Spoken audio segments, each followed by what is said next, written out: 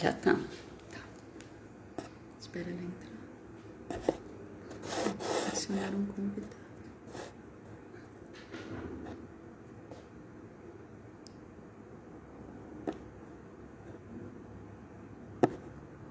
Ainda não tem. Olha. Cenário. E agora vamos ver aqui. Ela ainda não tá.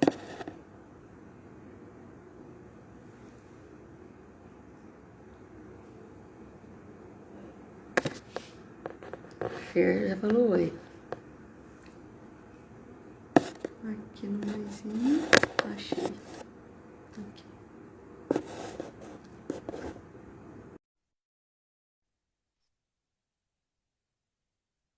Nós vamos ver quem vai entrar. Olá! Oi, boa noite! Oi, boa noite! Tudo bom, Fer? Tudo e por aí? Tudo ótimo. Bora, E aí, 8 horas, vamos iniciar nosso bate-papo sobre envelhecer? vamos começar. Vamos ver que o pessoal dá um tempinho o pessoal ir entrando para nossa noite de bate-papo, Ai, né? oi, Gi. Gi. É aí, chegando. Gi, vai se acostumando com uma hora. Chega a idade, viu? É. Não, e depois é um processo, né? Um processo a mais, né, Fer? Por isso que a gente escolheu para falar sobre envelhecer. É uma nova fase, né? Mais um processo de vida. Exatamente. Mais uma etapa, né? Assim como Mais um. nascer, crescer, adolescência, agora, né? São os ciclos da vida, né? A Gi falando, passa muito rápido depois dos 18. Ah, esses 18 tá longe. Passa, Na verdade, passa muito rápido a vida, né? passa. Passa muito rápido. Para tudo aquilo que a gente deseja fazer, construir, né? Atuar na vida, passa muito rápido. É um checklist muito grande, né? Que a gente acaba herdando e a gente vai achando que vai dar tempo de fazer tudo e daí de repente a gente percebe que a vida, uai, mas não era aquilo que tinham falado que ia acontecer? Não, Sim, não. É uma experiência a vida, é uma experiência. A gente nunca sabe exatamente como vai ser, né? Eu observo que essa questão do envelhecimento, para nós mulheres, é muito mais sofrido, né? isso. A gente passa muito mais desconfortos, né? É desconfortável o envelhecimento para a mulher. Parece que é pejorativo, parece que diminui, torna a mulher mais invisível do que o homem, o envelhecimento, né? É isso mesmo. É isso mesmo. Essa. Acho que você falou uma coisa certa. Parece que a gente fica invisível, né? Vai Invisível. ficando. Eu ouço isso de muitos idosos. Não, idoso é invisível, né? E, de certa forma, socialmente, ele não é visto, né? Você vê que a gente aprende a andar devagar para poder se comparar com o idoso, porque a gente não percebe a dificuldade, né? Andar, subir um degrau, coisas básicas, né? Agachar para pegar algo que caiu, essas coisas básicas, a gente se surpreende quando é limitante para nós, porque a gente não consegue, só a própria experiência que vai dizer sobre essas questões de corpo físico, né? E é muito interessante porque a própria fisiologia, não só física, como psíquica, vamos por assim, fisiologia psíquica, no sentido de que a gente vai se. Porque eu fiz 41 agora, então assim, não sou ainda considerada idosa, mas eu tô aí entrando numa faixa, né, que você percebe a cabeça da gente vai desacelerando. Não absurdamente, mas você já percebe uma outra forma de ver a vida que até os meus 37, 38, eu não tinha. Não tinha. Olha, Uma velocidade muito grande. É interessante isso. É, como aos poucos isso vai né? Tem hora que você acelera, mas eu já percebo uma outra forma de olhar o mundo, talvez também até pela terapia, que ajuda muito isso, mas é Ajuda. como algo muda. Não sei o que é, não sei explicar. Não, a gente não sabe exatamente, mas algo muda com o envelhecimento, muda sim. Mas eu percebo também que às vezes a gente começa a envelhecer muito antes do envelhecimento físico, Sim, né? Nós começamos a amadurecer, a perceber um mundo diferente, independente de fisicamente você se sentir velho ou não, estar disposto a encarar a velhice ou não. É um processo natural da nossa psique que vai caminhando para outro lado, né? O Jung mesmo fala metade da vida, né? Ele fala do envelhecimento, metade da vida é fazer, ir lá, acontecer, ter, e a segunda metade é ser, sim. É né? a busca pelo. Pena que a gente não consegue tão bem. Então, é esse ser, né? Porque eu acho que chega nessa hora e você fala assim, e agora? Né? Agora, quem sou eu nisso tudo, né? Quem sou eu? Acho que esse é um grande questionamento. Eu estava fazendo a pesquisa até para nossa live, né? E você falou uma coisa Hum, do idoso não se ver, né? É que o idoso ele sofre de um negócio chamado solidão pela infantilização que se encontra. A maioria, a família, a própria parte, os enfermeiros, médicos, eles acabam infantilizando o idoso como se ele voltasse a ser criança. E não é voltar a ser criança, né? O idoso tem toda uma experiência de vida aí na qual ele passou. E isso acaba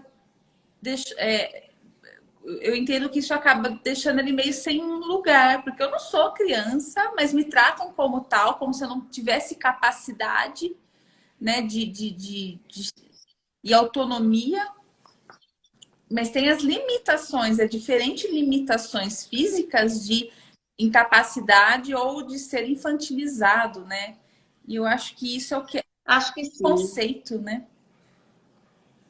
Esse preconceito que a gente fala de velho é uma coisa muito tranquila de se observar, né? Socialmente, o lugar da pessoa vai sumindo, né? O espaço para aquele idoso manifestar vai sumindo. Mas sabe o que eu vejo? Eu vejo assim que é muito difícil pelo próprio inconsciente coletivo, né? O corpo físico ressaltado muito, né? Você tem que fazer ginástica, você tem que fazer exercício, tem que fazer procedimentos estéticos. Essa imposição social já é uma pressão no envelhecimento, né? Você já começa a ficar com medo de não ter a mesma, de atender a expectativa dos outros, de estar bonita, de estar com o corpo em dia, de não ter rugas, mas é um processo natural, né? Pois é.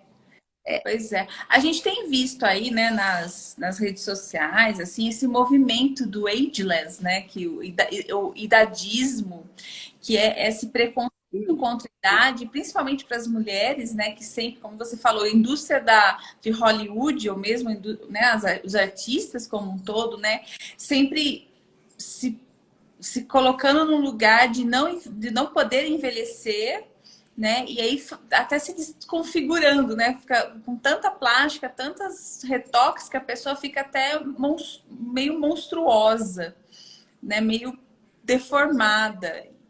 E aí eu acho que Mas a questão é o mundo interno, como que fica? Você fica bonita por fora, mas e esse mundo interno? E a demanda interna desse envelhecimento, acho né? que isso não é um Como reflexo. lidar?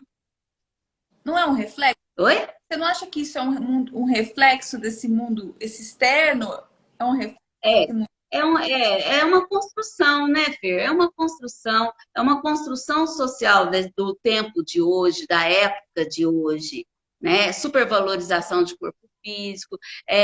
A gente tem um foco na produção, então nós começamos a achar que a pessoa vai envelhecendo, ela não é mais produtiva.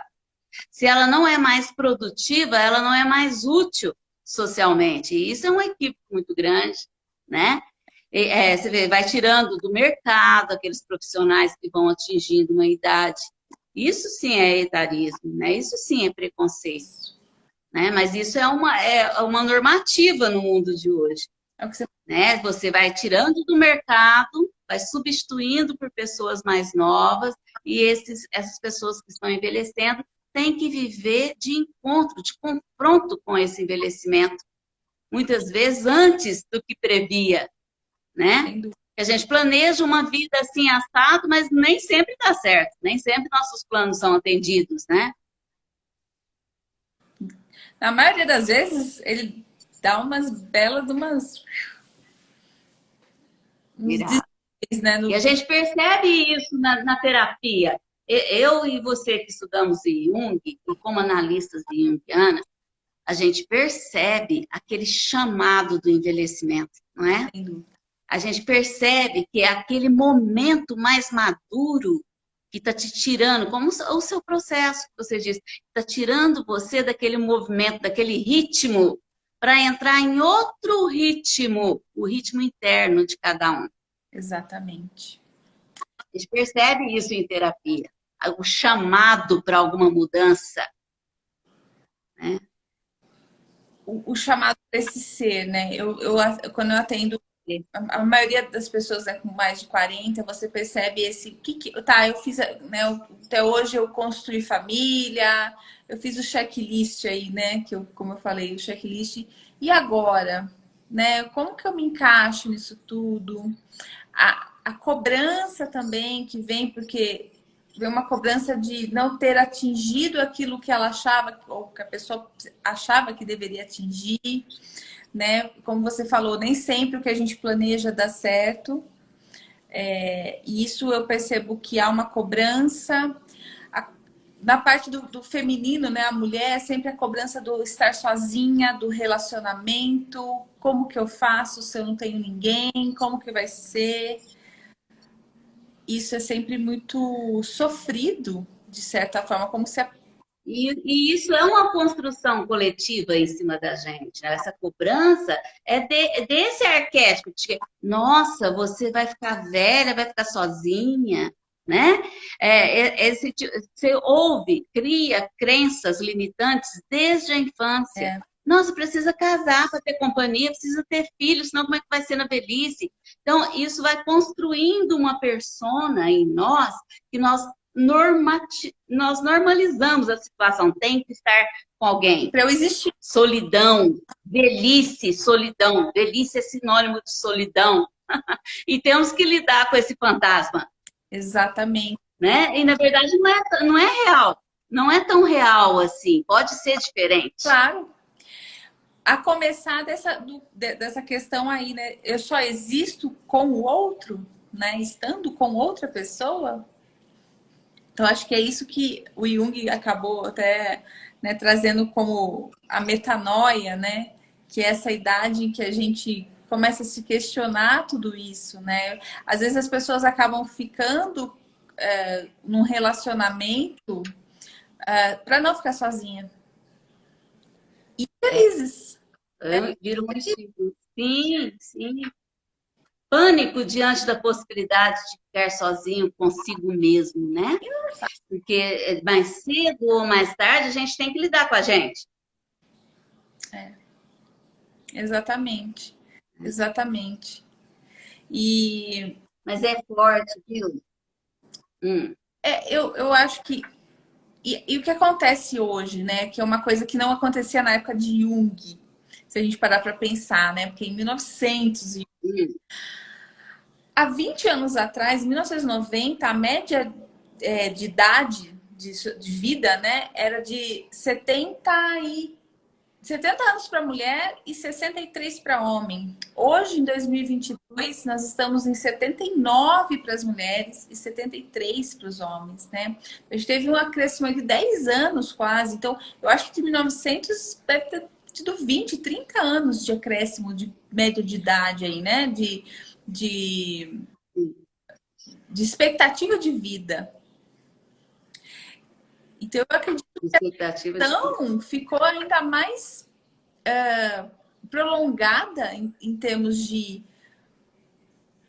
do processo do envelhecer, do processo da metanoia, e o quanto que nós hoje somos muito mais produtivos com 50, 60, 70 anos do que eram os nossos avós, os nossos bisavós, né? Como isso Sim, tem. Como será que o inconsciente coletivo, né, a gente falando aí uma linguagem junguiana, está se transformando com isso, mas também como o nosso inconsciente está se transformando com isso? Que demanda é essa, né, que nós estamos tendo? sim. Mas me parece, Fer, que, por exemplo, essa demanda tende a crescer, né? Dizem que daqui a alguns anos o Brasil vai ser um país de idosos, porque há uma demanda para cuidados com idosos, por exemplo, né? E a própria psicologia analítica, ela observa essa pessoa idosa no seu processo de individuação. Mas não só as idosas, já pode começar lá atrás, essa fome de querer mudança, né? Esse é um aspecto natural. Isso que eu gosto dessa parte da teoria do Jung, de dizer que naturalmente iremos envelhecer internamente também. Iremos amadurecer e buscar um sentido maior para a vida.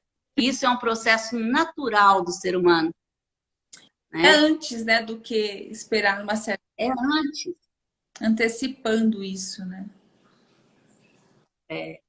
Eu observo que essa fome de transformação inerente ao ser humano tem aparecido muito para a gente em várias idades. Não é a questão só a metanoia, por exemplo, me parece um despertar, sabe? Uma vontade de mudar, uma vontade que a vida tenha mais sentido, uma vontade que seja diferente do que foi até aquele momento. Então, é um desejo de transformação que vai aparecendo. E aí, contrário a isso, eu tenho que lidar com um inconsciente coletivo que diz inválido, idoso, doente, velho, né? E a alma querendo ainda viver, vibrar nessa frequência de vida. Então, na verdade, a gente precisa aproveitar esse impulso, né? Sem dúvida, sem dúvida. Eu acho que o movimento que a gente vê é exatamente, como que eu posso dizer? É um coletivo, é o individual partindo para o coletivo, né? De que a gente, além da medicina ajudando a gente nessa longevidade, mas aí temos aí o movimento do físico, né? O cuidado físico, ajudando, Autocuidado, né? autocuidado, condições né? Lógico que estamos longe de estarmos no ideal, mas de saneamento básico, de cuidados básicos, já, né? Em comparação a 100 anos atrás, a gente melhorou muito. Avanço das ciências nas doenças, né? Então, tudo isso trabalhando para que fisicamente a gente vá modificando psiquicamente esse envelhecer, né? E não mais, quem sabe, não mais trazendo tanto preconceito, assim, tanta dificuldade. Porque não é só o preconceito da gente com a gente mesmo, né? É da gente com a gente mesmo. Confesso que Sim, eu percebo, é da gente com a gente mesmo. Eu não tenho mais idade para isso. Essa roupa não cai bem em mim, porque eu já estou com 30, 50, 40. A gente que faz esses padrões e essas regras, exato. né? A gente abraça esse coletivo, de certa forma, né? Com vergonha de... Por quê? Porque eu não sei quem eu sou, né? Eu preciso ser aceito pelo coletivo, eu preciso estar adequado, eu preciso me adequar, né? E eu acho que isso tem a ver com essa questão de quem eu sou. Quando você assume, Sim, tem a ver. você não tem mais tanta dificuldade, tipo, se eu quero colocar uma roupa X ou Y. Afrouxa um pouco isso, né? Essas regras sociais, esse comportamento rígido, isso com o amadurecimento, ele afrouxa. A gente fica mais flexível com isso, porque a gente sabe que se está amadurecendo, viveu até aquele momento e não houve tanto prejuízo, eu posso flexionar, eu posso ser mais flexível, né? Ou não. Sabe uma coisa que eu observo? Observo que como é um momento específico de amadurecimento e envelhecimento, ou eu tenho opção, eu posso simplesmente não mudar, aceitar, e cada dia minha persona vai ser mais rígida, mais inflexível com o que vem novo, ou eu posso fazer desse processo um momento de mudança, aproveitar esse movimento da gente se sentir mais relaxado dentro das regras impostas para a gente, né? Sentir que você é mais dono de si mesmo, que suas próprias regras têm validade. Exatamente. Né? Eu vejo como Jung vê o amadurecimento e o envelhecimento como oportunidade de um processo. Exatamente. Né? Eu vejo muito essa questão... Como que eu posso dizer? Da rigidez aí que você está falando, sabe? Eu acho que isso a gente tende a pensar só na parte mais de liberar, mas a rigidez, como isso nos atravessa, né? Como... Não, e aquela coisa, velho é chato, velho é cabeça dura, vem disso daí, né? De não acompanhar esse processo natural que vai levar a uma individuação de si mesmo, ter contato consigo mesmo, ter contato com a sua própria natureza. Agora é a hora, já amadureceu, já percebeu como é o mundo, já percebeu as dificuldades, né? E depois essa questão material prende demais, né? Eu lembro, sabe o que eu lembro? Daquela historinha de Buda Siddhartha. Buda Siddhartha tem 4 observações quando ele saía do castelo, porque Buda Siddhartha foi criado dentro do castelo sem conhecer nada lá fora, porque o pai dele tinha colocado um profeta e o profeta disse para ele, olha, ele vai ser um grande ser espiritual e ele queria que ele fosse rei e não um caminho espiritual. Então ele escondeu ele de tudo. De repente ele foge do castelo e ele vê a primeira coisa que ele vê é um velho. E ele pergunta para o cocheiro, o que é isso? Ele fala, é um velho. Ele já fica assim, muito assustado, o que é que acontece com o corpo físico, com a velhice. Depois ele pergunta, vê um homem doente, aí ele fala, é doente. Depois ele vê um homem morto. E depois, muito chocado por ter saído do castelo e encontrado doença, velhice e morte, ele vê um desses eremitas, desses ascetas, né, indianos, que está só vestido com uma pequena tanguinha amarela e tem uma tigelinha na mão que ele pede comida. Naquele momento, Buda Siddhartha percebe, então para superar a velhice, a doença e a morte, só o desapego. Por quê? Porque ele percebe que aquele asceta, ele estava feliz. Sim. Embora ele não tivesse nada material, ele pareceu feliz para Buda Siddhartha. Então, é onde ele começa a fazer o caminho dele para a espiritualidade, com essas 3 observações. Você vê que o Jung, arquetipicamente, ele vai, né, nessas histórias arquetípicas para mostrar o sentido da vida.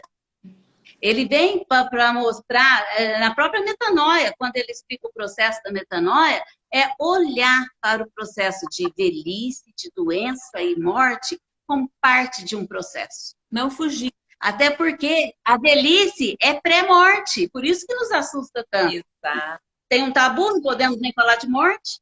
Não pode, Ui, quase. Olha, você até falou, porque o negócio foi longe. Tem o negócio. Não é? E é isso mesmo, porque é onde você percebe que é o caminhar, né? É ali. A porta de saída é essa, né? Não tem outra para todo mundo. Não tem outra. Não tem outra. Esse processo de desapego, eu acho que o Buda fala lá, ele se aproxima arquetipicamente da teoria de Jung no momento que é desapegar. Desapegar do quê? Daquela necessidade material de ficar o tempo todo querendo provar para todo mundo que não precisa provar nada para ninguém. Né? Essa necessidade de atender a persona só. Isso é que tem que ir passando com o tempo. Isso é que tem que ir modificando. Né? Desconstruindo e acho que nem é desconstruindo, é que é modificando mesmo, né? Porque mas a rigidez com que essa persona lida com o mundo, né? Tem que ser melhor trabalhada. E aqui aquilo que você falou, né? O velho fica ranzinza. É uma projeção, né? Porque tudo É uma vai projeção. incomodar, né? No outro. Porque se eu não olho para mim, vai aparecer no outro, fato, né? Não tem... E tudo vai ficando... Parece que é como se fosse apertando a gente para ver se sai algum diamante dali, né? Quase uma pressão, assim, vamos ver se sai alguma coisa. E aí, às vezes, o que pode sair são doenças mesmo, né? São doenças. Essa questão da projeção pode... projeção na própria doença. Isso. Né? Porque vitimizada, a psique vitimizada, ela acolhe a doença como um processo de purificação, né?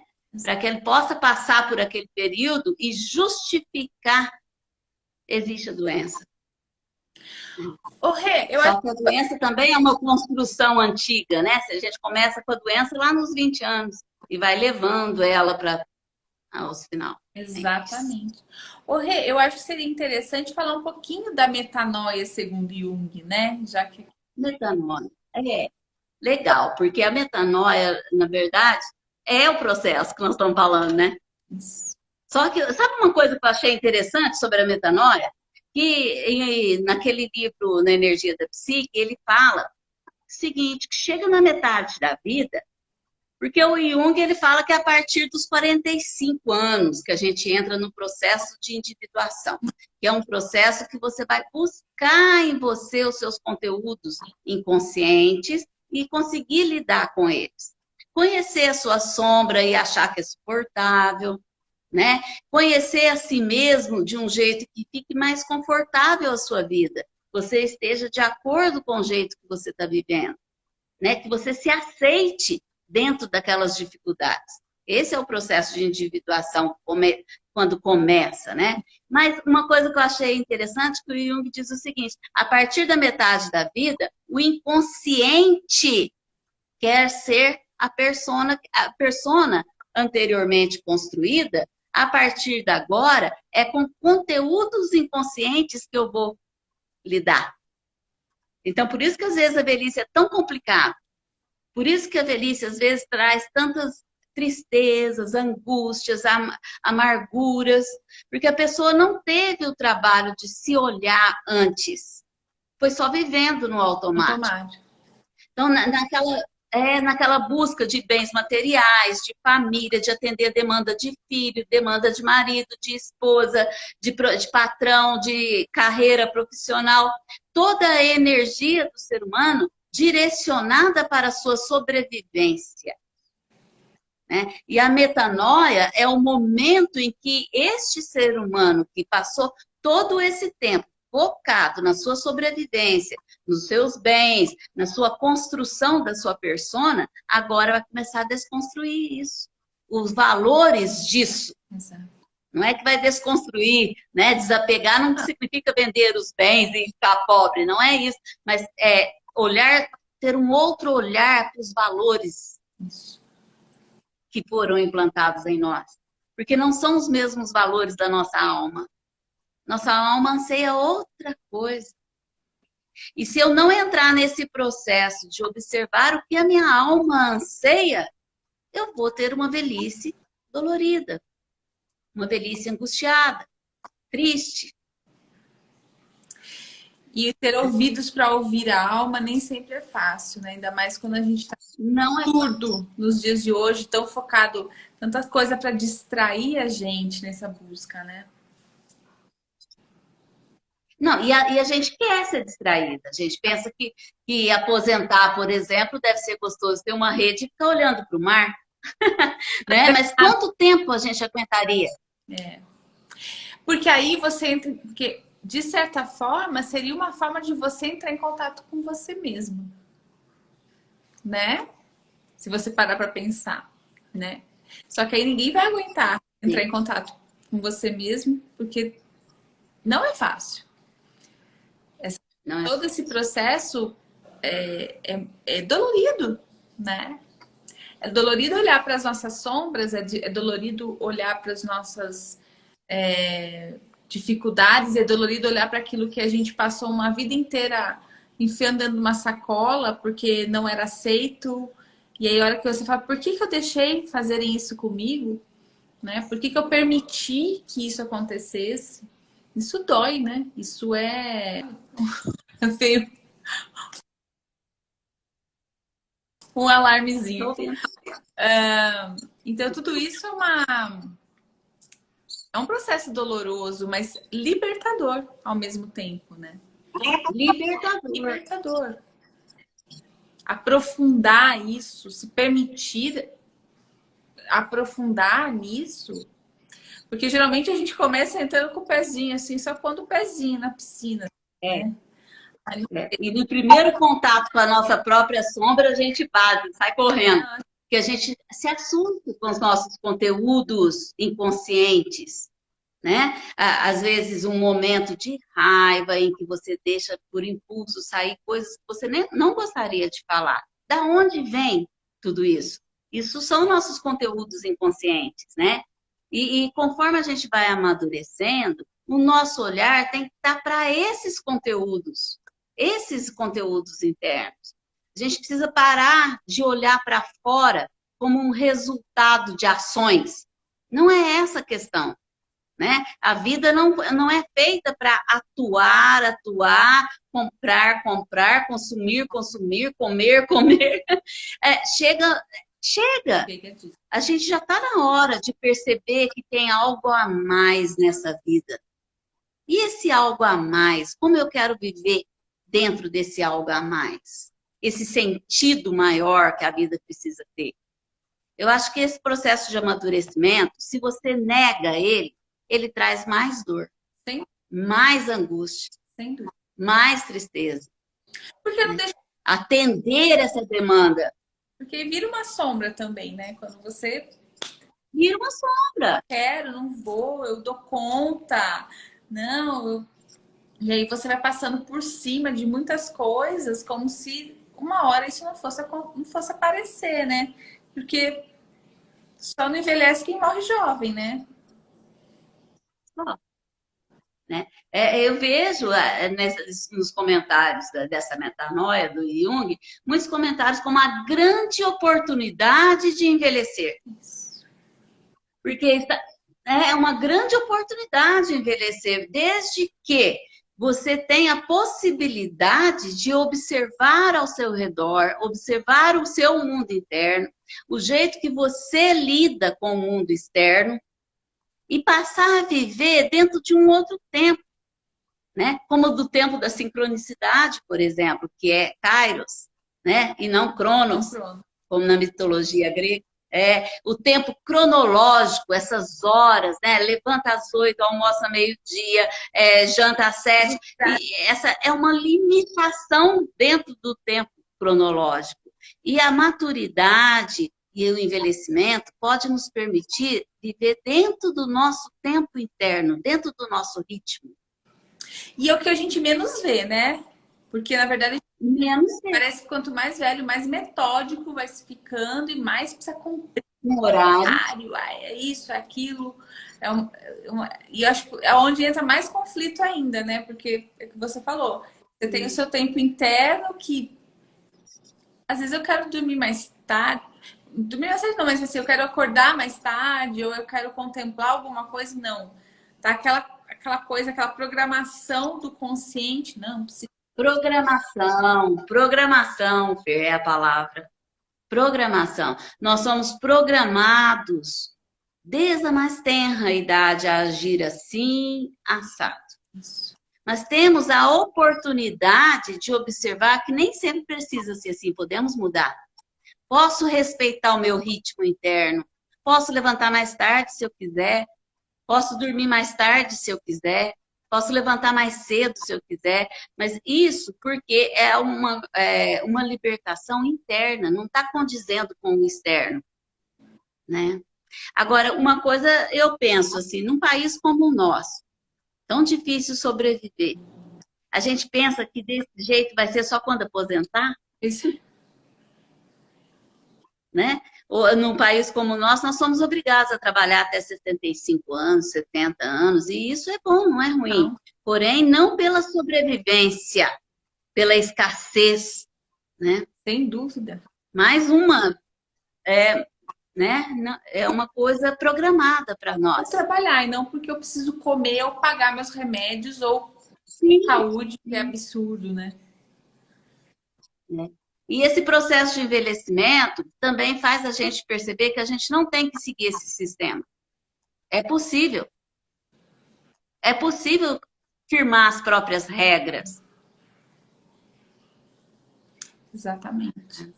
Basta a gente Mas aí, olhar, né? Começar a se olhar, né? Gradativamente, devagar.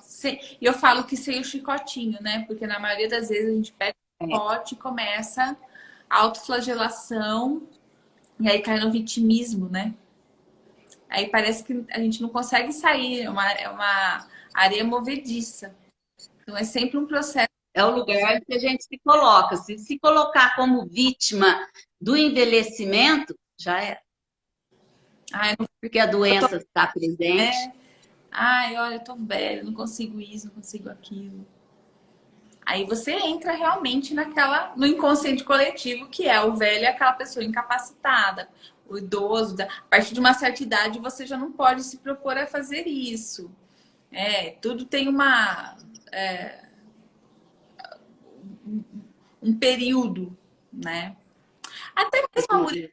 Hoje a gente tem aí a gravidez após os 40, né? O quanto isso e o quanto isso ainda apesar de ter uma medicina extremamente boa para isso, né, bem preparada, ainda assim é um grande tabu, é uma grande dificuldade e as pessoas ainda trabalham, são preconceituosas em relação a isso, né?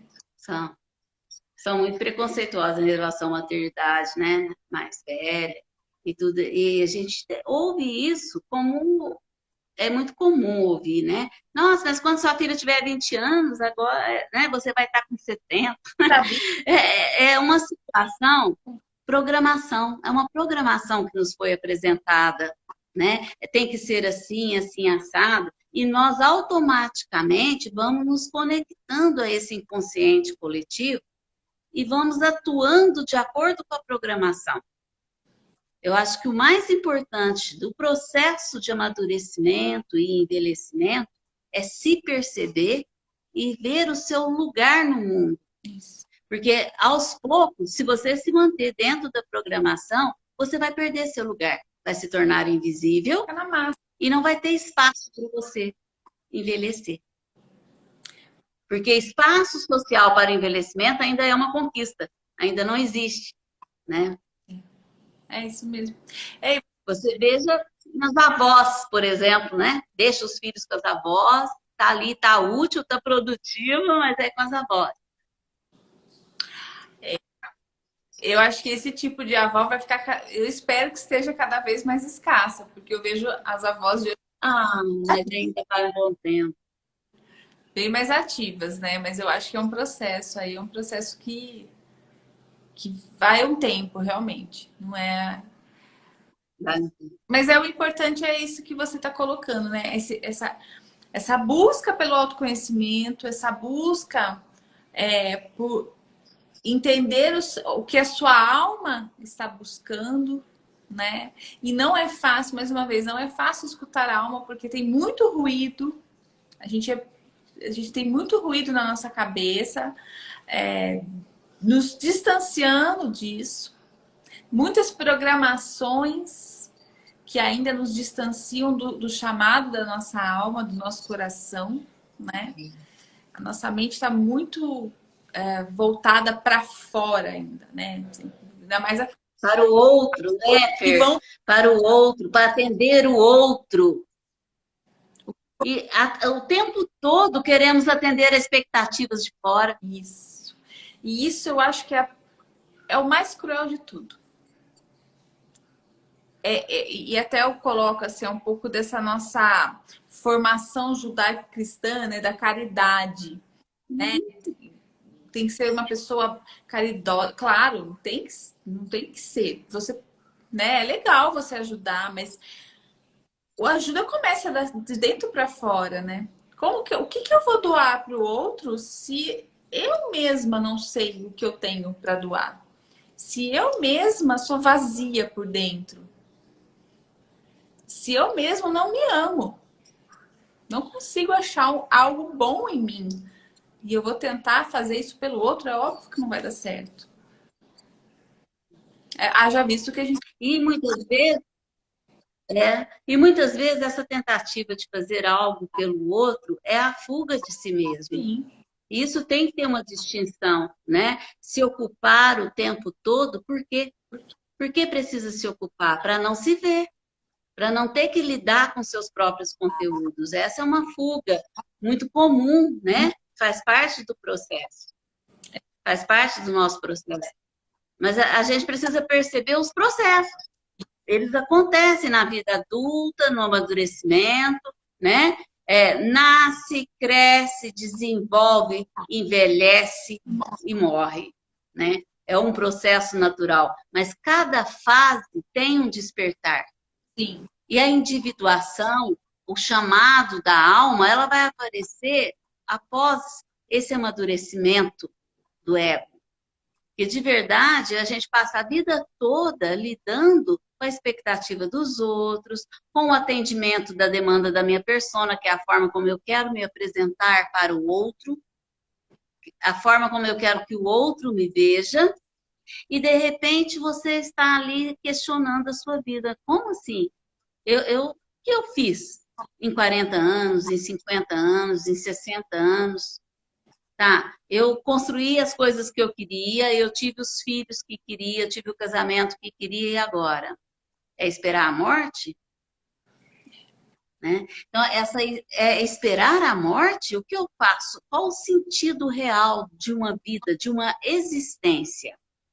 Essa pergunta é uma pergunta psicológica da nossa psique natural. Existe uma função que chama função transcendente em nós, né? Que o Jung fala da função transcendente. Naturalmente, nós chegaremos a um momento que teremos que atender essa demanda interna, ouvir, dar ouvidos à alma. E não só ficar ouvindo os barulhos, né? Se a gente... É assim, né? Naturalmente, deveríamos conseguir escutar. O problema é, será que a gente está conseguindo escutar isso? Sim. E eu acho que não. Nós não estamos. Também acho que não nesse mundo atual. Muito barulho, muito barulho. Muita barulho. Muitas coisas nos chamam a atenção. E eu acho que isso acaba sendo não exclusivo, mas um componente para as doenças tão comuns na velhice. Né? Porque a gente está totalmente dissociado da nossa alma, né? Totalmente longe do que eu gostaria de fazer, do que eu gostaria de ser nesse momento, né? E essa distância, eu acho que gera campo para a gente se destruir. Uma forma meio que de desconstruir fisicamente, já que psiquicamente eu não consigo. Sei lá, uma coisa nesse sentido. Sim, acredito que arquetipicamente já existe em nós o medo da extinção, o medo da morte, né? Até por essa formação judaico-cristã que tivemos, em que tudo é pecado, ter orgulho é pecado, ter inveja é pecado, só que nós temos. E, de repente, naquele momento de pesar a vida, pesar o que você fez, ver os erros e os acertos, e ainda ter misericórdia consigo mesmo, em vez de se tornar vítima, porque se na hora desse balanço eu percebo que, nossa, como eu sofri, nossa, quanto sofrimento, mas também como eu podia fazer alguma coisa, sendo que a vida estava contra mim, essa concepção adoece. Esse conflito, né? Porque o lugar que você ocupa é de vítima. Depende do lugar para onde estamos indo, né? Agora, se eu vou para um lugar de maturidade, de que eu quero amadurecer para compreender melhor a minha existência, é outro lugar. Me responsabilizar, né? Me responsabilizar pelos meus sentimentos. Eu sou responsável pelos meus sentimentos, pelas coisas que eu passei. Isso é um empoderamento. Sem dúvida. Se responsabilizar pela sua própria vida, pelas condições que a vida ofereceu, né? Se fiquei rica, se fiquei pobre, se fiquei triste, se fiquei magra, se fiquei gorda. Ok. O que eu vou fazer daqui adiante? Porque enquanto a morte não chega, eu posso fazer muita coisa. A vida tá aí para ser celebrada. A morte tá aí para lembrar que a gente tem que viver, né? A morte tá aí para ser... Eu tava até usando um pouquinho o arcano a morte, né?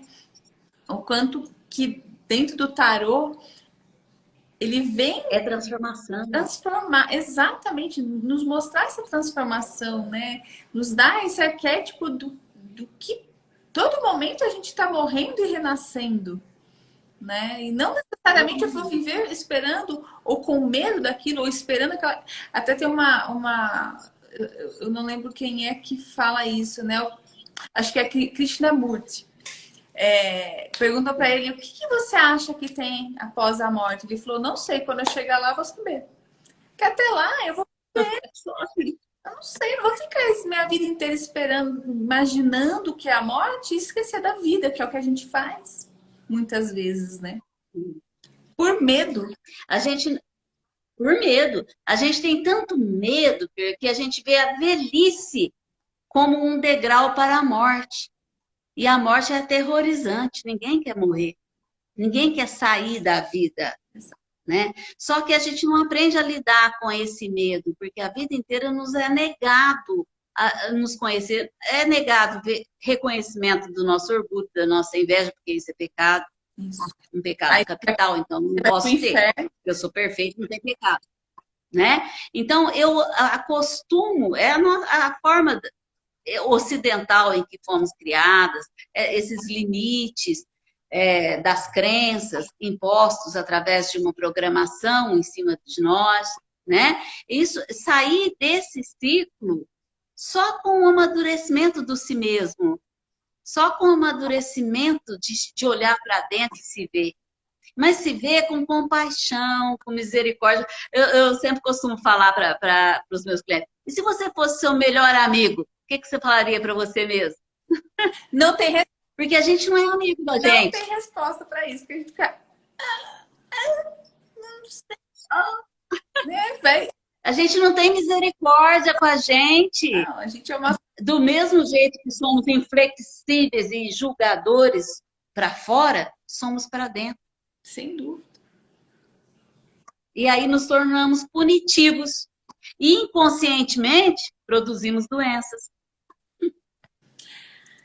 Uma forma de punir, né? Um ciclo vicioso, né? Um ciclo vicioso. Tudo é amor, né, Fer? Tudo é amor. Sim. Tudo é exercício de amor. Por fim, Jesus, né? Mestre Jesus, ele veio com essa... Todo mundo fala a mesma coisa. A gente não entendeu até hoje, né? 2000 anos depois, a gente não entendeu ainda até hoje que é um... E o amor, que nem eu falei, começa dentro da gente. A gente tá sempre tentando fazer essa questão para fora, leva para fora. E o copo tem que estar cheio dentro da gente primeiro para transbordar, né? Que se o copo tá vazio, você vai... Como você mata a sede do outro? Com um copo vazio. Há duas pessoas passando sede, né? Não é só uma.